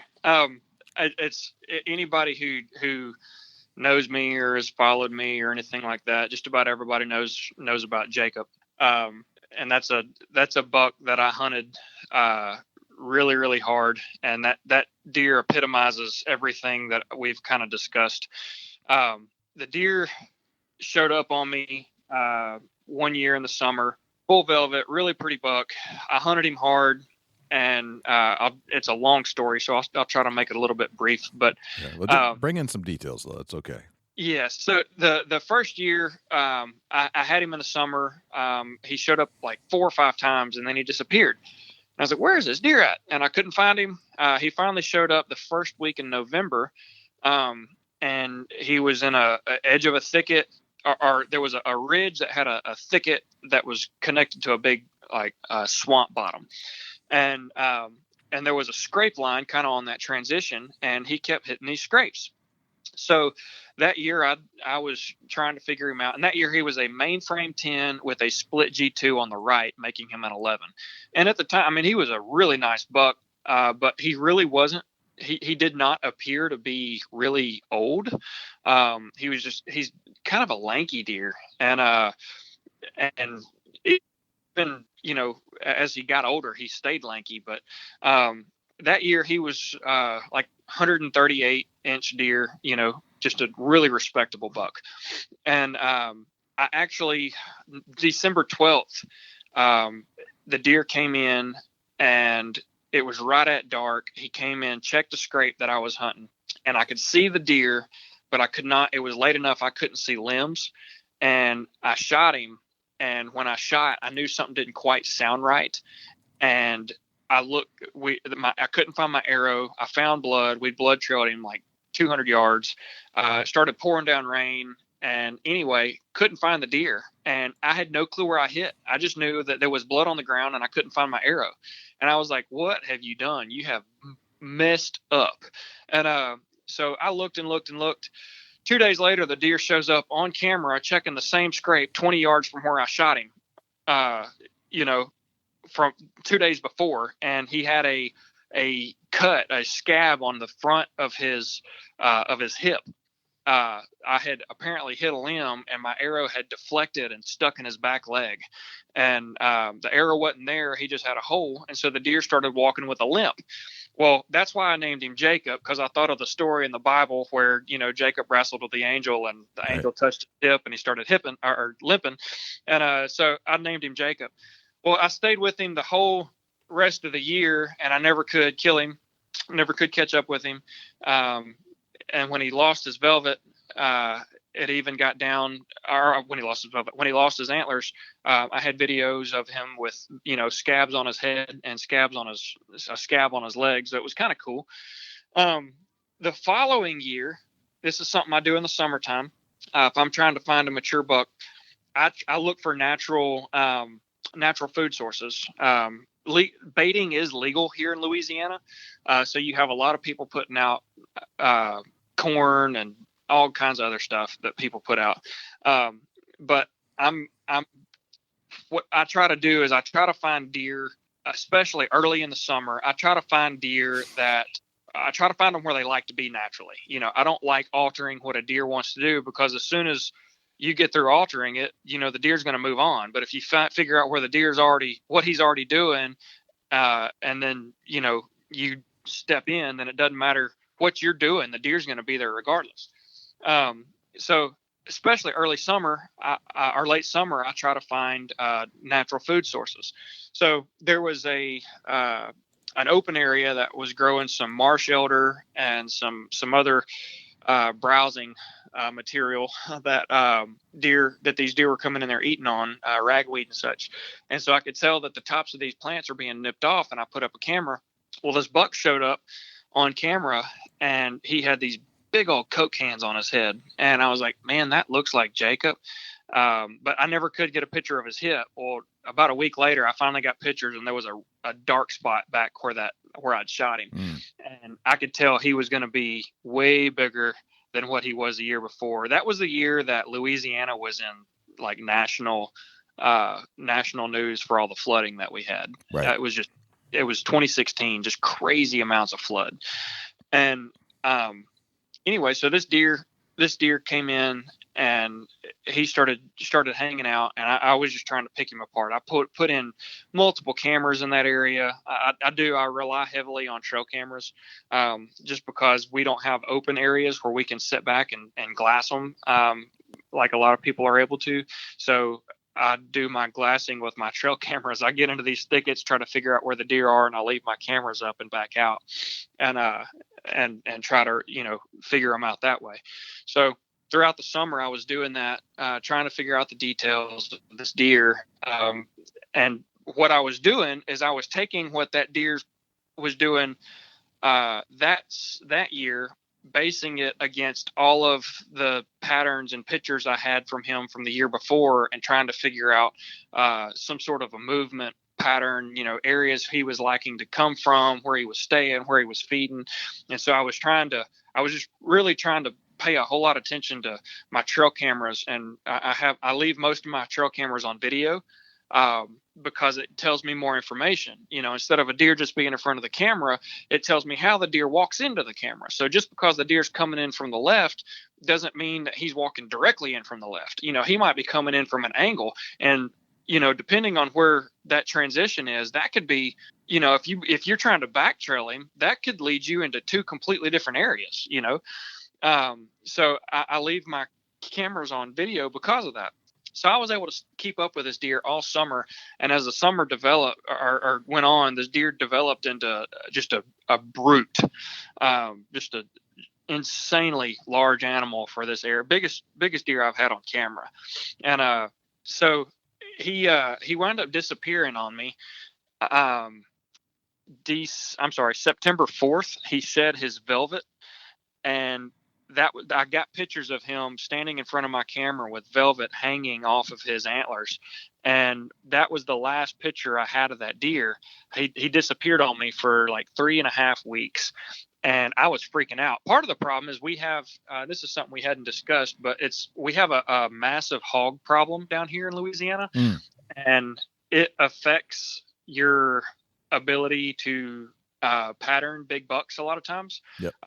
Deer in general don't seem to mind hogs, but I mean, they do, but it doesn't affect them as much as what it affects mature bucks. Mature bucks put up with a big group of hogs. When hogs move in, big bucks move out typically. Okay. And that's what happened. These hogs moved into this area, and the deer just disappeared. I'm like, where did this deer go? And anyway, September comes along. October 1st is coming up really quick. That's when our bow season starts.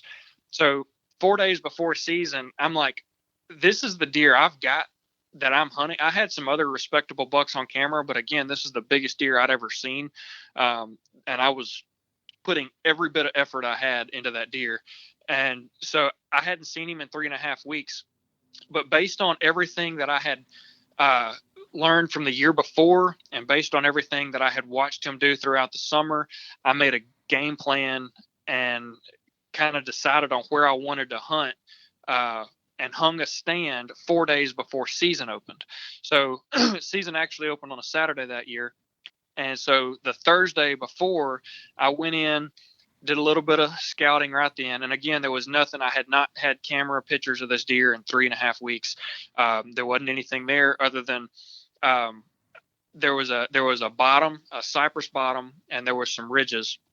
And I found where there was some oak trees that were dropping acorns early. And normally it was like season wasn't even open, and the oaks were dropping. And so I could tell there had been some deer in there eating, and there was one set of really big tracks. And it was kind of like if you were to draw circles over his rut activity from the year before and his summer activity from the year I was hunting, and where the circles overlapped was kind of where those oak trees were. And I was like, this kind of makes sense. And so I put a camera up and hung my stand. And when I went in Saturday morning to hunt, I pulled out my card, put it in the card reader, climbed the tree, strapped myself in, and sat down. And when I start flipping through the camera, that buck had showed up.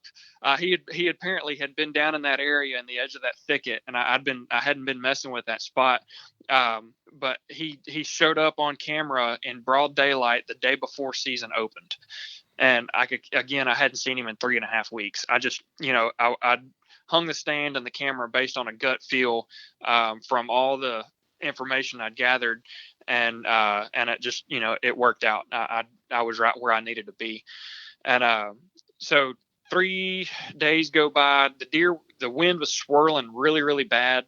And, like it would be perfect. I'd go in, sit the stand. I'd be sitting in the stand and the wind would swirl. And it was just, I never could get a consistent wind, and it was driving me crazy because of the way the ridges and everything were, being on the edge of this flat bottom. And I had hogs come through. I had other deer come in, and it seemed like almost everything was spooking, and it was driving me crazy because I'm like, I'm about to mess up. This is not where I need to be. This is where I need to be, but the wind isn't working with me. And, well, that was a Saturday. The following, I think it was Tuesday evening, I went and hunted, and I had a strong, consistent wind, and I slipped in, I hunted, and right before, about an hour before dark, that buck comes walking out of the cypress trees, and I managed to shoot him, and he scored 172 and was Wow.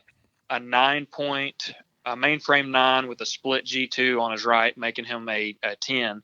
But just a phenomenal buck. I broke my 140-inch goal with the trad bow with him. So he was just, it was phenomenal, man. That deer, and I managed to get it all on film, and it was just, I don't know, that deer kind of changed a lot of stuff, or not changed. It kind of epitomized my journey, I guess, if you want to call it that, from, learning, finding a mature buck, trying to figure out a mature buck and sticking with that one deer and figuring out how he moves through your area. And I've done that. I've killed several really nice bucks doing it that way. It's not always my target buck that I kill. But again, when you are hunting like that, you're putting yourself in buck spots. So a lot of times I'm hunting low odds deer spots, but high odds buck spots, meaning that when I hunt, I might not see many deer, but the deer I see are more than likely going to be bucks. And so, I put myself in a situation where, it was really, really high chance the deer was going to show up, and he did. And it all worked out for me. But That's a great illustration. Hunting the spots, you may not be seeing a lot of deer, but when you see a deer, it's likely going to be a buck. That's a great illustration. I love that. Very cool. Excellent. Great story. Definitely brought it all together. Yes, sir. And congratulations, by the way. That's a heck of a hunt. Really, thank you. Really phenomenal. Very Yeah, cool. he's pretty special to me. Yeah, I can see why. Right. Let me hit you with 10 rapid fire questions here, and we'll call it a day. But these are just for personality things and some opinions. Okay. All right, what's your number one hunting tip of all time? Watch the wind, pay attention to the wind and the details. Gotcha. We all, not all of us, but some of us have these things that we kind of feel naked if we're hunting. We forgot that one thing at home or in the truck. What's that one thing for you? In Louisiana, my thermocell. Thermocell, yeah, I can appreciate that. Hunting in Maryland, I can appreciate that for sure. And early season New Hampshire, nobody knows this, but in New England, especially in some of the northern states, it becomes during certain parts of the year the most humid part of the country across the states. But you don't think of New England being a humid area. No, not at all. No, but in the summertime, there are times when it's the most humid part of the country, and believe me, I can understand humidity, especially early season, and mosquitoes, because they have a short lifespan here, but when they come strong. Yeah, it's awful. I mean, literally, I was swatting mosquitoes on Christmas, and that's just like we hardly ever have a time where we don't have mosquitoes. It is super frustrating. Right, that would frustrate. I don't like bugs generally, but no, that's the problem. And it's not them biting me that drives me crazy, as it is where it's right at dark when you're straining to hear every little thing. Because I hunt with my ears a lot. Yeah, because I hunt in really, really thick areas because of the trad bow. So I'm trying to make sure that everything is really close and really tight quarters. And I'm also really aggressive how I hunt. So I'm getting up in the middle of a thicket, whereas a lot of people will hang back, but I'll get right up in their bedroom. So I have to listen and hear the deer before it shows up on me, because I have to be ready when it shows up.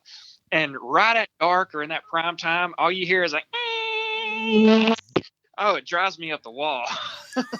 That was a great sound effect, by the way. Yeah, you're absolutely right. I hear it enough. I better be able to do it good. Right. Oh, that sound is just one. Like it's almost as bad. I'd say it's worse actually for me. You know how sometimes a coyote pack will get howling and it kind of sends that chill up your spine. I get the same thing with that darn mosquito coming that close to your ear and just stop. Like he's somewhere here. I must kill him. But man, this is really screwing up my hunt. Totally. And they're never where you think they are. When you hear that, you can swat, and that noise never goes away. Right, you're spot on. Absolutely. All right, so thermocell, I get it. Thermocell. What's your biggest pet peeve in life? Wow, it's not what I was expecting at all. I guess a lack of respect. People having a lack of respect for each other. That makes sense. Yep. That bugs me, where you have people that are so full of themselves or arrogant, whatever you want to call them. They'll just want to steamroll, or what they say is more important, or what they say is right, and what you say is wrong, and that you can't talk to them otherwise. That mentality to where you don't show respect towards your fellow hunter, your fellow human, just because you might be the CEO of a company, you think you're better than anybody else, and titles don't matter. We're all people. We're all gonna be in dirt one day. Anyway, that is that's a pet peeve of mine. Just people that have a lack of respect for their fellow humans, and that can be taken on a lot of levels. That makes sense. All right, you're in your mid or late 30s these days. Early 30s. Early 30s. Okay, you're in early 30s. What would you tell a 16-year-old Harmon Carson, knowing what you know today? Don't wait so long to get into traditional archery. There you go. Right. Let's get that thing going a little earlier. Right. You're at a hunting convention somewhere in the world, and a stranger asks you what you do for a living. What would you tell him? I'm a taxidermist. I capture people's experiences. Very cool. What'd you have for breakfast this morning? A bowl of cereal. Wow. All right. All right. You can have your own billboard on the side of a highway. It's a blank canvas. You can put anything you want on it. What would it be?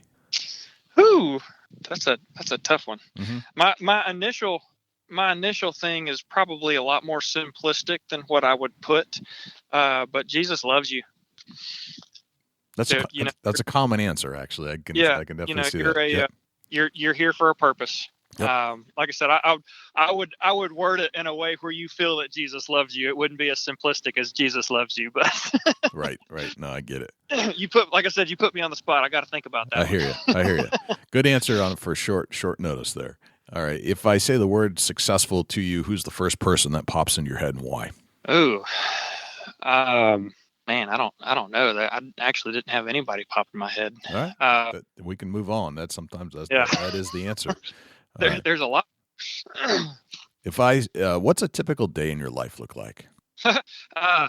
So I get up, eat cereal, make some coffee, or eat breakfast, depending on what it is. Make coffee, and then normally go out to the shop and spend the bulk of the day working on whatever step of taxidermy work that I'm in the middle of. Work on that. Most of the time I actually work through lunch. I don't bother to eat lunch. I might grab a snack, and then, I'll work till 6 o'clock or so, and then come back to the house and eat dinner, hang out with my wife. And, if I'm lucky and have enough daylight, I might go hog hunting. So, all right. That's very cool.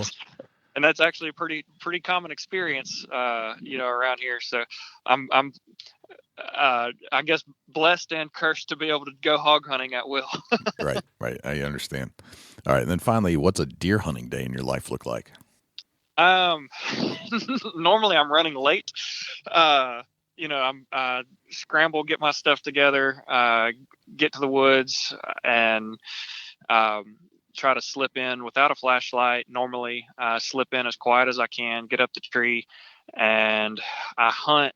Again, it depends on the day, the weather, what's going on, but I'll hunt till, I'll hunt 2 to 3 hours early, unless the weather's right and I'm seeing deer, and I'll stay longer, but normally only 2 to 3 hours. And then I'll slip down and I'll scout as I work my way out of the woods. A lot of times my scouting will almost take as long as what my hunting does, but I'm moving really, really slow, so I'm not messing things up. That way I can figure out where I want to hunt that evening. And so I'll go out. I might come do some work in my shop. I might grab lunch. I might hang out at my parents', might shoot my bow. And then I'll go back that afternoon and try to slip in and hunt on the sign that I found while I was scouting on my way out. Gotcha. All right. Very good.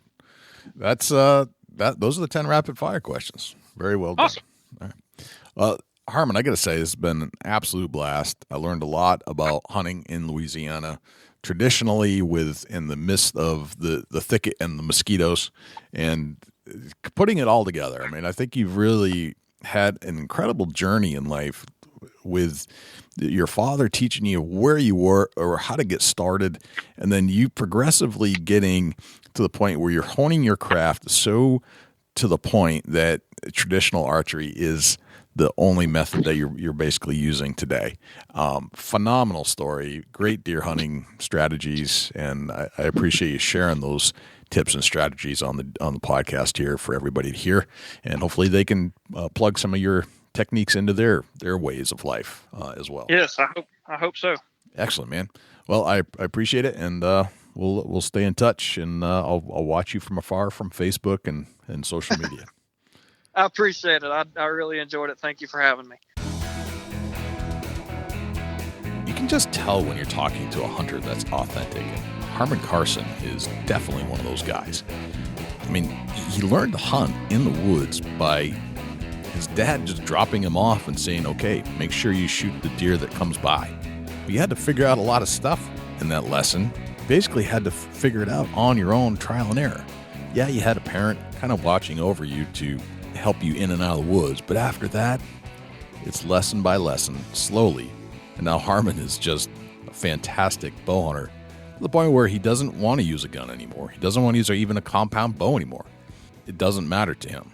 And again, it goes back to, if you learn how to hunt, the weapon you choose becomes irrelevant. It's quite a compliment to his success in the field. Dusty, where can we find you when you're not hanging out here in the studios with me?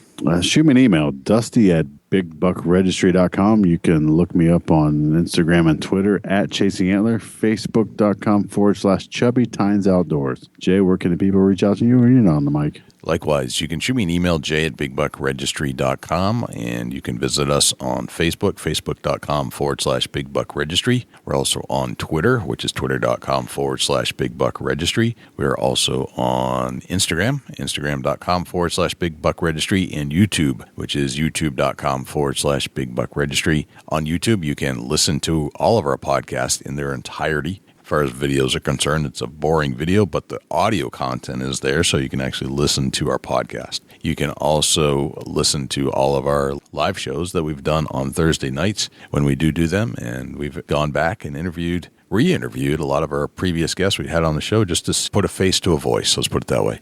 You can always listen to our show on other places as well, not just YouTube. We're found on Stitcher, TuneIn Radio, iHeartRadio, Spotify, Google Play, and as an Amazon Alexa skill. Go to Alexa and say, Alexa, enable Big Buck Registry. And if you would like to submit a buck to our page for consideration and be featured on our page in front of 250,000 diehard deer hunting fans, all you have to do is go to bigbuckregistry.com/mybuck, and all of the instructions will be right there. I think that's pretty much everywhere we're at. I think that's a wrap, Dusty. That's a whole lot of big buck, Jay. Sure is. I'm Jay Scott. I'm Dusty Phillips. And this is the Big Buck Registry's Deer Hunting Podcast. We'll see you next week.